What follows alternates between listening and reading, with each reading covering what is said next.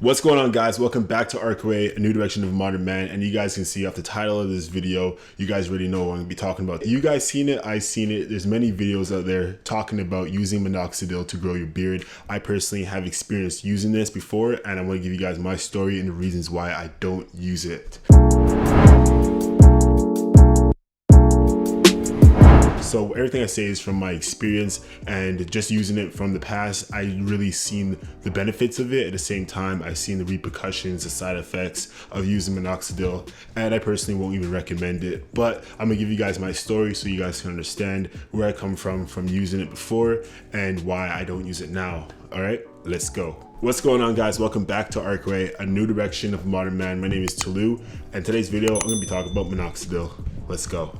So about 10 years ago, I had no beard, and I was really into getting a beard for my first time. I was super excited about it. Naturally, I had no facial hair until about I was 20. But when I was 17, I was so adamant about doing this. And as I got older, I learned about minoxidil, and I actually got it off Amazon at the time. I came in a box value set, so it was about like 6 or 8 different components. So you basically will apply it into your beard. It was actually meant for hair loss, but throughout the time, it started transitioning into beards. So it's quite interesting to see where it came from, because back then it was just more or less for older men losing hair. So I started applying this about 10 years ago onto my facial hair, or basically my skin at the time, and it was good. I gotta say, it was good for the point of it did this job, but at the same time, for me, I personally saw side effects from it. So for me, I just saw a lot of side effects when it did come to dryness of my skin, irritation, sensitivity. My skin actually started to get damaged. It started discolorating. It started having different tonality on my skin, and I noticed that every time I touched my beard, it was just highly sensitive, and I just noticed it was super sensitive, and I personally hated it. Even when it came down to seasons, even when it came into fall or into winter, and when it was cold out, my skin was literally affected by the atmosphere of the weather. I noticed many things when it did come down to the side effects of minoxidil. At the end of the day, it was something that you had to do consistently, and I did like it for the reason of its results. The day-to-day routine, the maintenance of it was quite irritating over time. So what you typically would do is you get the minoxidil, put it into your skin, and then you just kind of leave it there. So it's highly concentrated in the alcohol base, so it does dry your skin out as well. Not only that, it has a high component of alcohol, but also a lot of components that aren't natural. So that was pretty much my biggest case as I kind of weeded away from it, as I got my results. It wasn't anything immediate or dramatic. It was just over time, I saw the connectivity of my beard.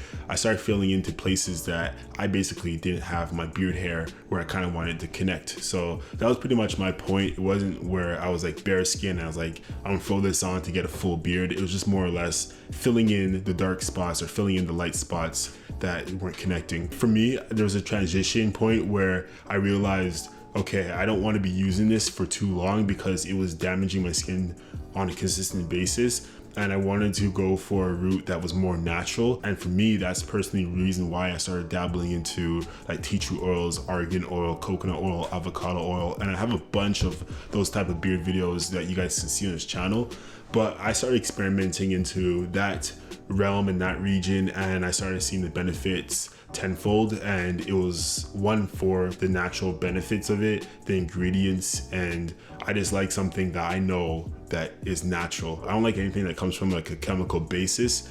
I just don't feel comfortable with it over time, and it doesn't really satisfy me, and it doesn't satisfy like my values and stuff. So for me, minoxidil was good at the time, but it was a no-go going forward.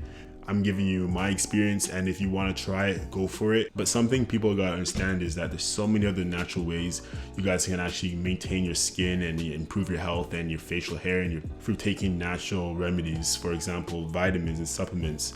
Take biotin. I'm gonna have a vitamin video of me breaking down all the vitamins I do take for like my natural health. Do your due diligence, do your research into it, and see if it's right for you. But yet again, I'm just a guy on YouTube and just giving you guys my personal advice. And that being said, from my experience of having a beard, I just want to share that knowledge. So yet again, guys, thank you guys for watching Arcway, a new direction of modern man. My name is Tulu. You guys can comment in the section down below if you guys like this video, if you guys want to see more videos, kind of demystifying some myths or truths or whatever you guys want to say. Put in the comment section down below, subscribe down to the channel. Also give this video a big thumbs up so more people see it.